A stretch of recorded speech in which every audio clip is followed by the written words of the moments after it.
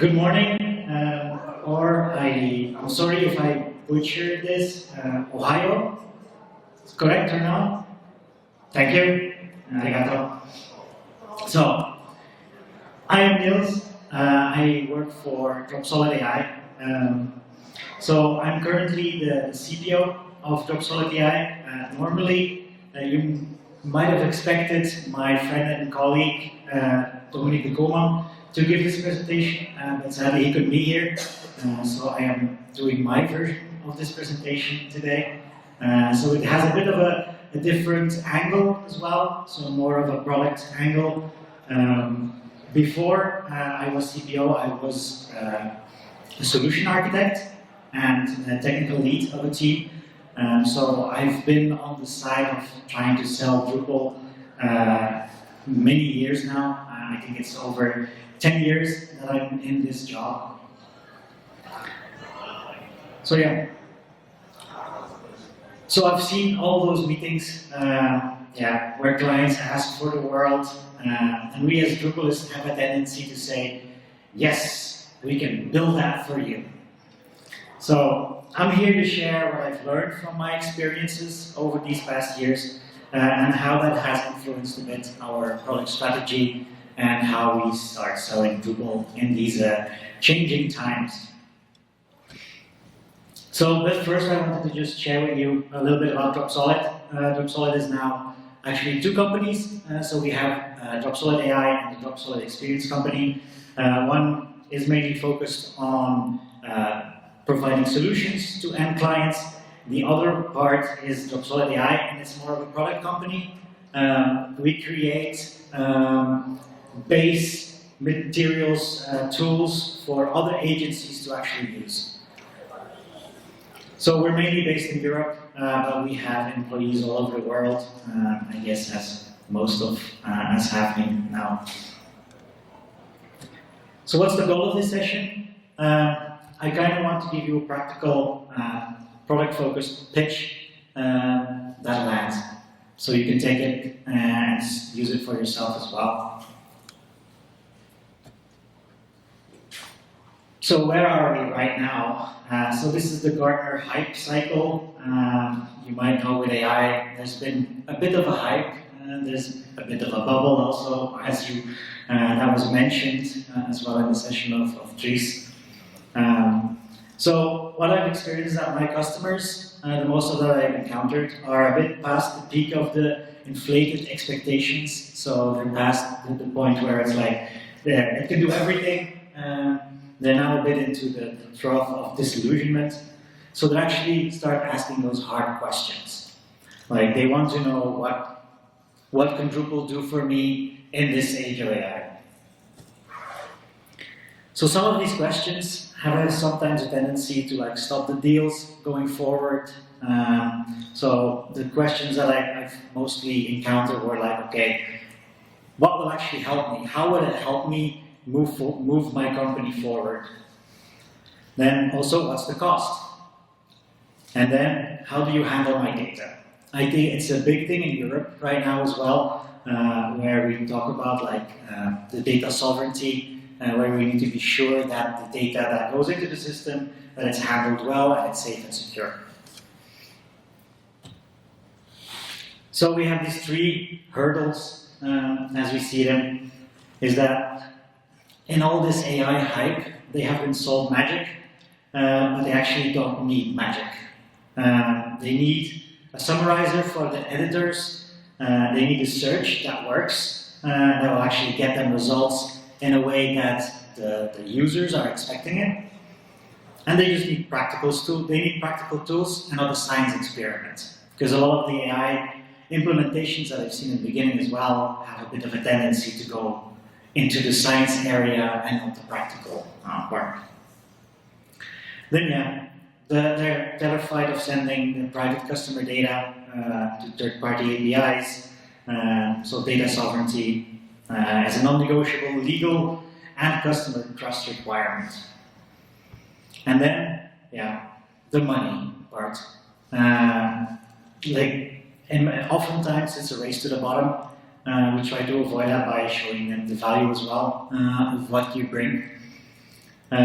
So we're being asked to deliver like 10 times results, but it's hard to afford a 500K black box license.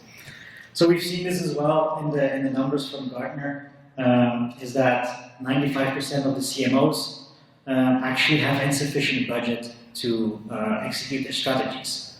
So they want a lot, but they actually don't have the money to do it. So how we approach this, it's all these requirements, it's not a bug, it's a feature. Like transform these objections, these hurdles that they have, transform it into our product requirements. So in our case, that must be the platform, must be practical and composable, they must be secure and sovereign, and then also it must be cost effective.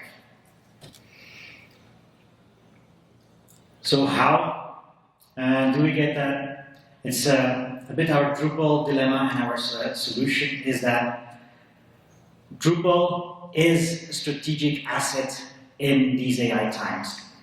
Why? AI is worthless without data. And what is Drupal good at? Is that data. Like Drupal always has from the beginning that structured data that will help you actually put it in a way that it's machine readable. Like it was before, it was easy with our. I remember the time where we were like, let's optimize for SEO. Let's make sure we implement schema.org on all of our websites so they better score. It was easy in Drupal because we already had that data. We had different fields, and the only thing that we had to do was put some tokens in those schema fields, and we had it. So that was our benefit. And now again, in the age of AI, it's our benefit again.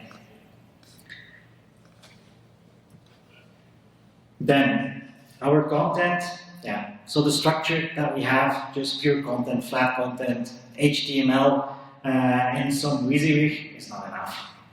So that's what we see with other proprietary SaaS solutions, and that's one of the things that you can also use with your clients is like ask them to ask the hard questions to those other solutions, like how is the data structured? Is it just a blob? Is it structured data or not? Because in this case as well, it's garbage in, garbage out. So if we put in the right stuff, we're going to get better results, and that's where I think Drupal really makes a difference.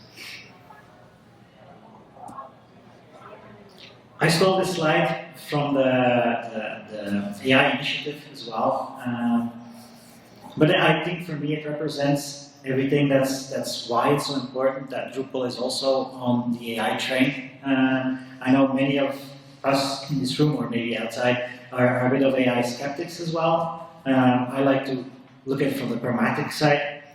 But if you look at these four important parts, the four cornerstones, you just see that I feel like Drupal is going the right direction with AI. They're hitting the right beats. They're not going into the hype story as well. They just are focusing on what's essential and what's most important. So yeah, the exceptional data modeling, I've been over that before. Scalable content management, yeah, we all know that Drupal scales to a lot of content. To know that Drupal.org itself is also Drupal and has many, many millions of pages, then you just know that Drupal can handle a lot of content. Then the initiative of a couple of years ago, where they were the API first architecture. So yeah, everything that you want to do in Drupal can be done via API as well. So that makes it very easy, makes it very composable. And then yeah, comprehensive integrations. There are already many integrations available for Drupal. So also, yeah, so the fact that Drupal can do so much also is a bit of an important, like it's a difficult thing. Like it's easy to say, yes, we can build everything in Drupal, but it can also be a trap. Like Drupal allows you to build anything, but in my opinion, you shouldn't always do that.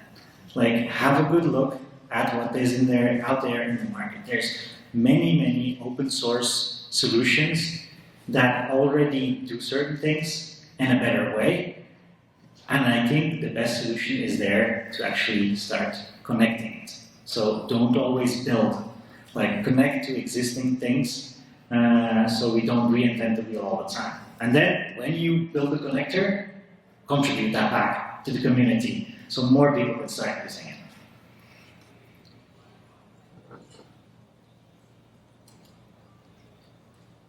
So in our case, at Dropsolid, we decided to look at, for instance, Motic. Motic is a nice open source project. It does marketing automation. You could, if you want, you could build marketing automation in Drupal. Like, you could put enough things together, use queue system, you could get a WYSIWYG in there, use nodes even for it. You could build something amazing, probably. But there are other people that are also doing these things. So, for instance, for Motic, they have built an entire system where you can have a landing page, you can build your emails, you can send them out, your campaigns. Look at that. We started looking at that, and we started connecting. So currently, today, we are also open sourcing our base connectors that work with Motic, for instance. One of the things that you can do is that you can, content from your Drupal website, you can just embed in your emails. If you want to go fancy, you can make a view in your Drupal site, and you can say like, okay, I want this view embedded, and you want to personalize the email even. You can use tokens from Motic, and then use that to filter your view and get that output. What we've also done is, I don't know if you know the ECA module and the event condition action module. We've created a basic set of connectors for Motic. So for instance, if you have a sign-up form on your Drupal website and you put like a checkbox on there, like I would also like to be interested in getting marketing emails, you could now just set up an ECA flow that checks that. Or embed it in your web form flow or whatever you want it, you can just click it together and have that connection. Because we've seen that in the past, we made custom solutions for everything as well. We were making a custom connector from this Drupal site to that Motic site. We said, no, we want to stop that, we want to help more people, so we made that default connector, and we made it work. If you're interested also in these modules, I can give you the links after as well. They are not in the slides, but I just realized. So what we have done as well at Dropsolid was we wanted to take the approach of an open digital experience platform, so a DXP. So where Drupal is actually central in that layer because it has all the content and you can use it from different parts. So we also have a site from Motic, use Unomi CDP. So Unomi is also an open source project that allows you to do personalization. It can handle a lot of data, and then you can create segments on that data and put people in segments, so it's easier to do targeted content for them as well. So what we've done is we made a connector for Unomi as well. Like you can pipe all the data into Unomi, you can make segments there, and then you can actually say, and in our case, with layout builder or paragraphs, you can just say like, okay, I want to show this block to this kind of person. And that way you can just target a lot better the different personas that you might have coming to your website. So, what the benefit is of this system is that your content is reusable across the different channels. These components are also reusable across different sites, so if you're working with a multi-site setup, then you can also start sharing content across. And then the assets are available across your CMS, your marketing automation, everywhere. So what we considered like the best digital experience for our clients is that something practical and composable. So pick and choose components with mature features out of the box. I think that's a very important one, because every time I've been on the other side building the things, and you're like, okay, I can build that easily, and then you build something and you're like, actually, it could use this and that and that and that. Like, don't underestimate the quality of life features. Right? It really takes a long way in an end user experience to have this quality of life features. secure and sovereign. Make sure everything is open source. Like the fact that it's open source and you can host it anywhere you want gives your clients that power. They can just take it, move it. If you're no longer happy with the current agency that they're working with, they can just move it and try to focus on keeping it open source and giving back as well. And then cost effective, yeah. If you start using those different components, you're actually reducing the cost. Because again, there's open source communities helping to make it better, and then you don't have to build everything custom. You might say, okay, so this is a lot of components, it takes a lot of experience as well to maintain those things, and that's actually where AI comes in as a game changer for us. So this composable DXP, all these components, it is a challenge. It is something that might be hard for your end clients, like it's a different interface. Like now I'm in Drupal interface and now I'm in Multic and it looks completely different and they might be confused. But that's where I think AI is the game changer. With MCP, you can actually start like chatting with AI and it will execute these things in those different applications. So that's the easy part. If you have a connected AI that is, for instance, can talk to your Drupal or can talk to your Multic, you can just say like, hey, I want to make a campaign. And I can start to help you make that campaign and I can guide you through the process of making a new campaign, even though it's the first time you actually are using Multic. Or if the first time your client is using Drupal, they can actually help you make the content and help you give tips on like what is the best way to do it.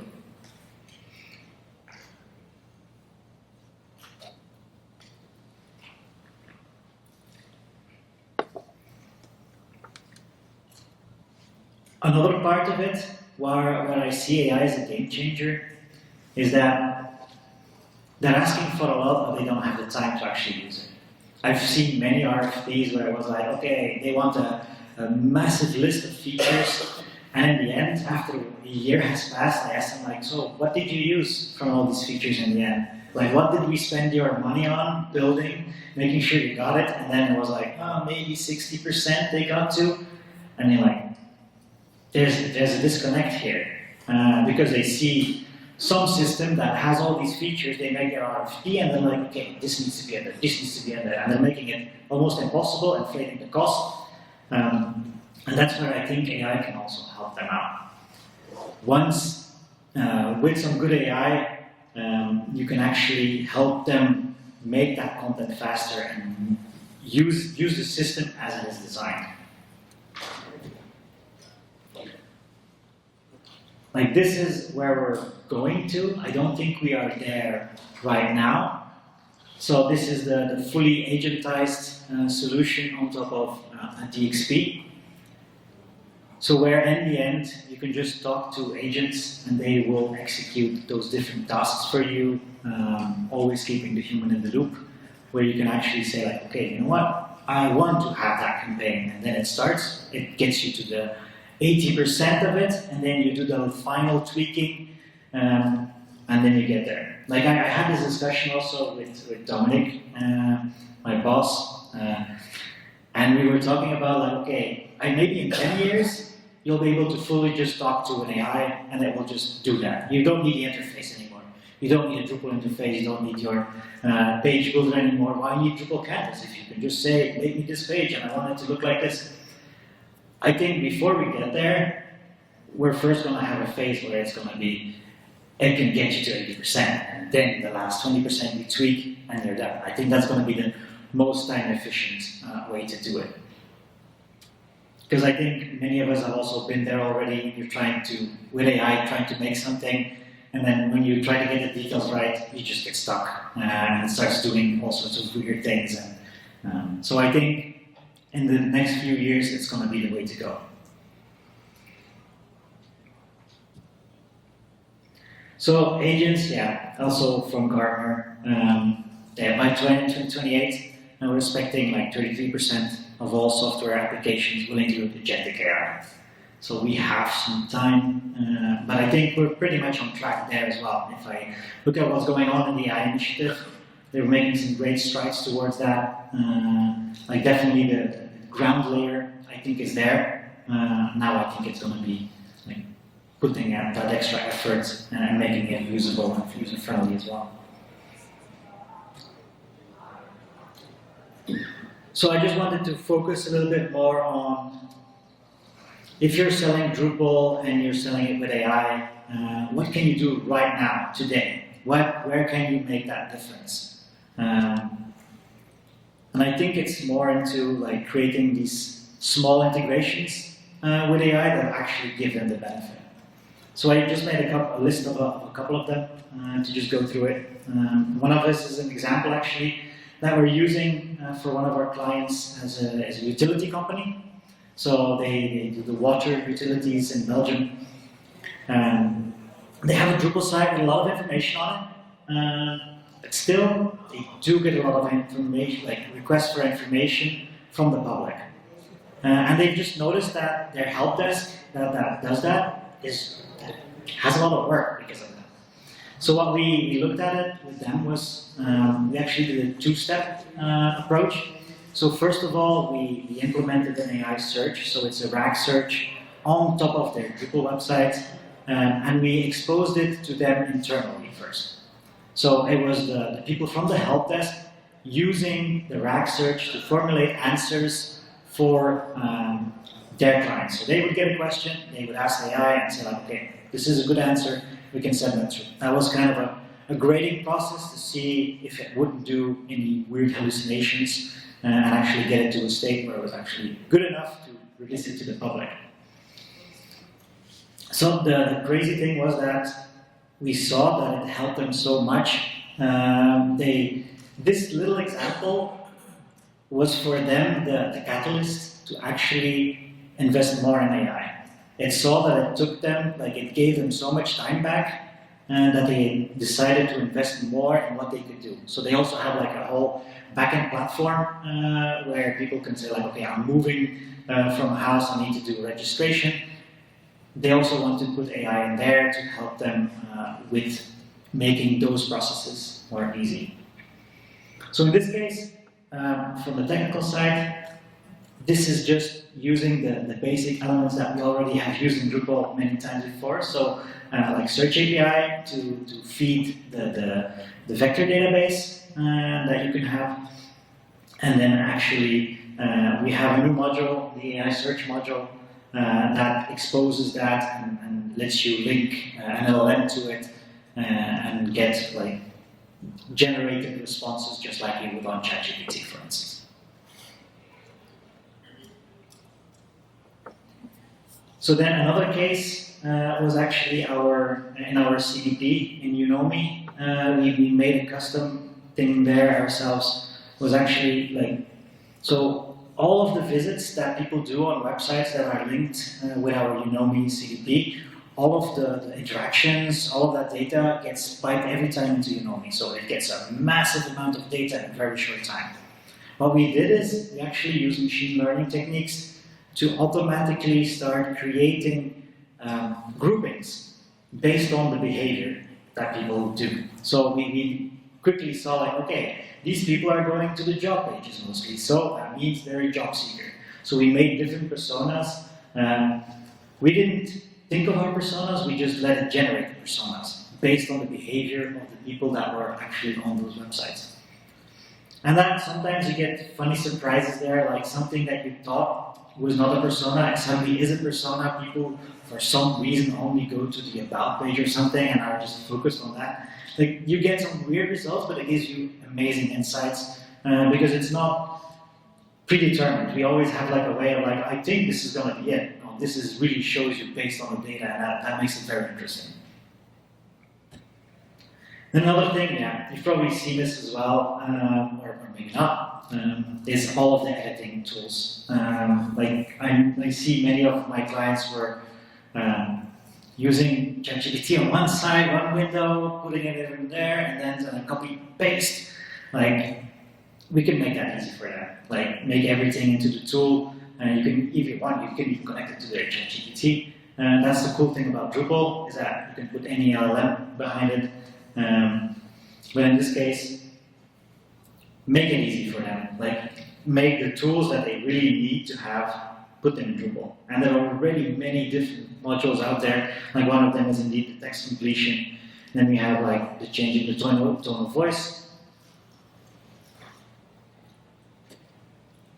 Some other ones like suggest taxonomy terms. I really like that one as well because end users and taxonomy terms have a tendency to become very chaotic if it's not managed well. So this really helps with that. Translations. For me, like in Belgium, I don't think I make all our websites are by default translatable because they have to be, like Belgium is a multilingual country, it's Dutch and French and also a bit of German. So by default, all of the websites need to be multilingual, so this really helps with the effort of getting those translations created. So then the pitch. So selling Drupal in the AI age. So I would say talk to your clients about the different options in the market. Like challenge them on it as well. Like if they have a certain SaaS solution that they have a preference for, like challenge the basic things, like challenge those sovereignty, challenge the fact of the cost, the TCO on the whole term of it as well. Like just challenge them on it. Like I've found out that once you start challenging, they come up with all the marketing stuff that they heard from those proprietary software, and then once you start poking holes in it, they start to see as well, like, okay, this is a problem. I need to do something about it, or at least make them aware of that it could be a problem for them.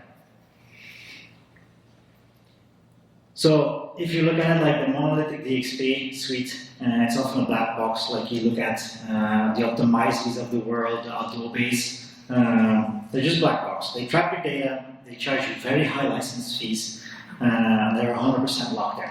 Like try to get out of that system and they're going to make it more expensive for you. Also when it comes to AI, it's very black box as well. So you don't know where your data goes. They say certain things, but you don't know for sure what they do with it. Also, the cost of it is not transparent. They usually put some layer on top of it to obfuscate it. Then the other side is actually the composable stack, like the full-on DIY nightmare, where you try to put everything together, like every little piece. You have total freedom, but then also like you have to custom build and maintain all of it. So there, the TCO is usually the killer of the entire story. What we tried to get to was actually get the best of both worlds, like a pre-orchestrated open core. So for instance, Drupal, Mautic, Unomi. We're looking at some other parts as well that we want to join in, like for instance, Growthbook is a great tool for A/B testing, for instance. We also want to get that into the total offering. So that's composable at the edges. So you get a lower TCO, and you have 100% data sovereignty. So you completely control where the data goes. And then with Drupal AI, you also just choose which AI provider you want, and that you can trust. And if you're really feeling crazy, then you can do it yourself. That's the cool thing. So when they start out, even they might not need a Mautic or a Unomi in the beginning. If they just start out with a Drupal, at least they know they can, in the end, like down the line, they can add those extra parts to it because Drupal just has those basic integrations already. So it makes a good deal for them. And they pay less in the beginning, and then as it brings them more value, they can actually move on and add new things. So what I also wanted, like, if you look at it from a conceptual level, how we did it is that we at Dropsolid AI have a platform and development tools. So we have Dropsolid platform. It allows you to host your websites. It allows you to spin up a Mautic, spin up a Unomi, and just have those in a controlled environment. So that's a bit of the plus side, is that there's there's an interface on top of it, and it gives you insights into all of these different applications. So that's the helpful part. Then data and AI, and then we have our different layers on top of it, a bit like an onion as well. It's like you have the content, it's Drupal, personalization, marketing automation, then applied intelligence, like all sorts of different features that will help you with AI. And then the last part is the KPI-driven agents, where we would go to fully agentic workflows across your entire DSP.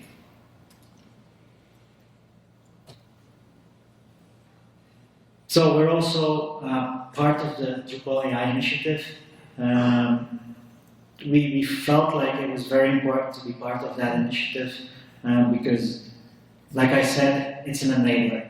AI will enable many things for many clients, and I think also for us on the side when you're developing yourself, it also will help enable. I want to stay away from the 10x's of the world. I think that's the marketing talk of it. But what I do see is at least 20% improvements across the different parts. And let's be honest, 20% is already a big impact. That can help out a lot. So that's why we decided to join the initiative as well and help find funding for it. So maybe to conclude is don't sell AI, sell the freedom from lock-in, low TCO and data privacy. Stop building monsters and sell pre-connected open source solutions. And then maybe the last one is start selling strategy, not just features. Help your clients, because with AI, there's going to be a change in what actually needs to be executed. If you're an agency, many of the things will be able to be done with agentic workflows. So help your clients find the right strategy on how to do things instead of implementing it for them. Enable them to implement the strategy and sit together with them and talk about strategy.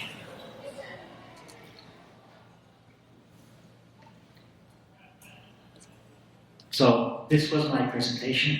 If you have any questions, do ask. And if you want to, go ahead. I have a question about PHP and AI. When customers hear about AI, it's usually Python and JavaScript. And they usually think that PHP is not a goal with AI, especially as a core, maybe as a companion, but okay, but with core. How do you answer these questions and resolve this type of mind? Yes. So in our case, we do use both. It depends on the use case that you have. So maybe I should repeat your question so it's for sure. So the question was, many of AI is being used in usually when you talk about AI, it's about Python. Python is the language that is used in AI. Now Drupal is also doing it, and how is PHP linked to that, and how do you talk to your clients about that? So what we do, we actually use both. So we have certain solutions that we use, LangFuse and LangChain for, and use Python scripting. When it's very custom built stuff, when it's a massive system that we need to custom build, that's still when we use it. But when we're looking at Drupal's part of AI, it's closer to being usable. You have so many small things that you can use in your entire system that, in this case, Python works for it, PHP works for it as well. It doesn't have those big limitations because we're not growing endlessly scalable. So that's how we've experienced it now, is that the very complex things we use Python for, the smaller things that you need a quicker prototyping of, that we use PHP and Drupal. Okay, thanks. Any other questions? Apart from the example you showed on products, is there anything that you think it's ready for production to implement with AI, apart from like text generation, translation, and search? Is there any other things for suggestion how to use and propose to the client? So, so the question was, do you see any other applications of AI in production already? I'll be honest with you, these are the ones that actually the clients have asked for most and actually bring the most value. The other ones we haven't seen fully, like it's always like an iteration on top of the RAG search, because we just know that that RAG search allows you to get good results, like from the AI, like get decent answers to questions that people have. So that's what we've seen the most, is that like we have a variation where it's about connecting into a mailbox, for instance, like auto-generating based on emails that are coming in and generating answers and getting them ready. So those are the ones that we've seen practically work the best.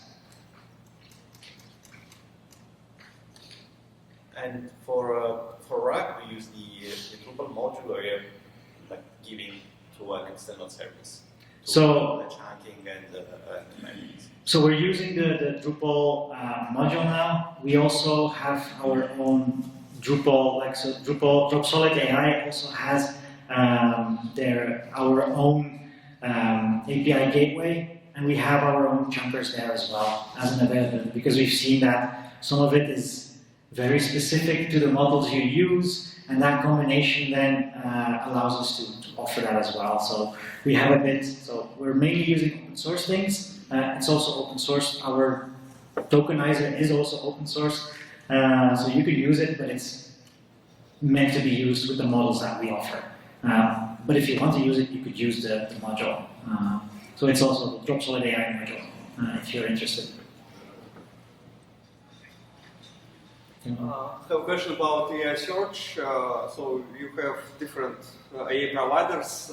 How do you choose the best one for the customer, and how you compare this one works better for this case and that one for another case? Yeah. How to choose? Yeah. So basically, the question is how to choose the best AI provider. That is a hard one. That is difficult. That is for sure. I can be completely say like, hey, just pick the one from Dropsolid AI. No, just find the one that works best for your client. Like usually the clients already have some contract with an AI provider as well, so you can help their TCO by actually seeing like, hey, did you get the subscription that actually has the API access, and then we can use it that way. So it's from a cost perspective, I think that would be a good one, and that's also one of the benefits of Drupal, that you can say, hey, we can connect it with your AI that you're using right now. One of the examples of that is actually European institutions. The European Commission has their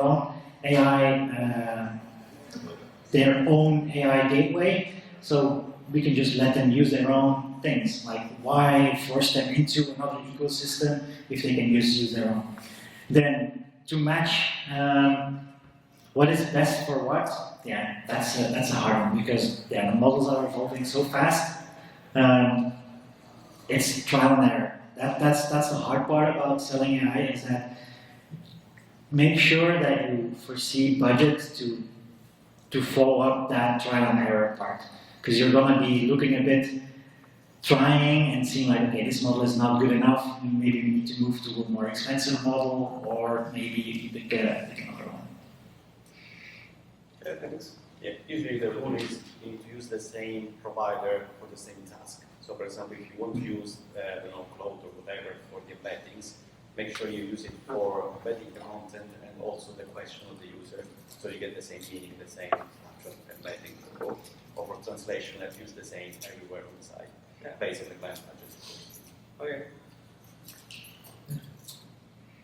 Yes? I have a question from agency point of view. In this era of... Wait a second.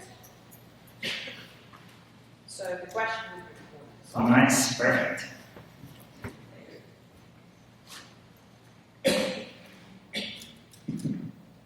Okay, I have a question from the agency perspective. Clients now know that there are code generators or cursors or plot, something like this. So how would you advise agencies to sell their developers in the previous rates, as well as, for example, the number of hours? So I hope you got my question. Yeah. So that is indeed a difficult one. Like I've also been in the room where a client says like, "Hey, isn't it automatically generated now with AI?" Like, I wish it was. I wish it all was. We've tried many different tools as well. We now also use our own open source way of doing it, like using root code and having our own like LLM and doing that. It's not there yet. Like I think that's a bit of an illusion to think that everything is just auto-generated and it works. I think it works for like simple pages, simple classes. That's about where it stops. So I think we all have a bit of a responsibility to not oversell it, but also try to explain to clients like, look, this is like maybe bring it to their world as well. Like say like, hey, can you do this complicated thing completely with ChatGPT already? And sometimes they will say like yes, and sometimes they will say no. But like try to push that as well. Try to bring the whole question that they have into their worldview. And like ask, what's the most complicated thing you do in your day job? And can that be done by AI? And then see from there if you can have a conversation. Thank you very much.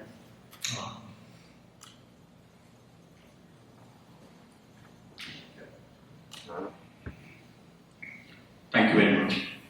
So you said that you have already integrated AI into your admin panel. So this is from the security perspective. So we work with Japanese clients. So the biggest thing, the first thing that comes into place is security. So what kind of security concerns should we address while integrating AI agents into the admin panel? So there are a couple of Japanese people here as well, putting in Japanese as well.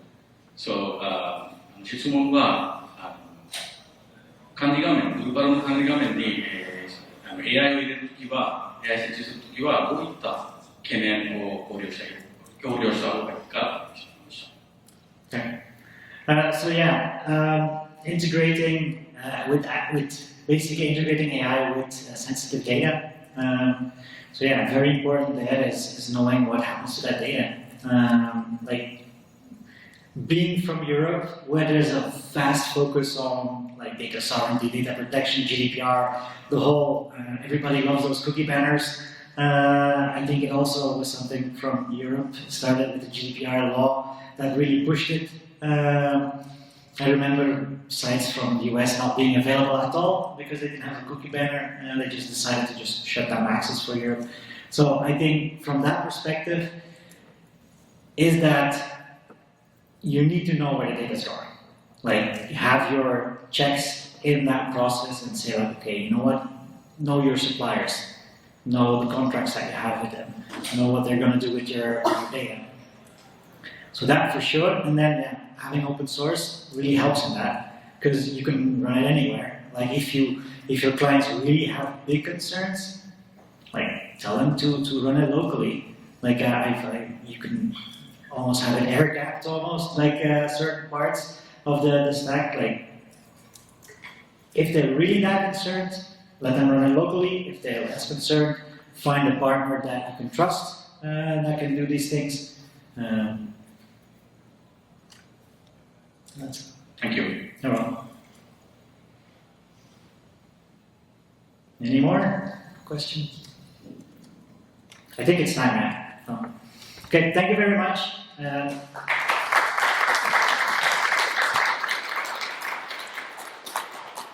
Just one warm invitation if you're interested in the Drupal AI initiative. We're still looking for extra companies to help out.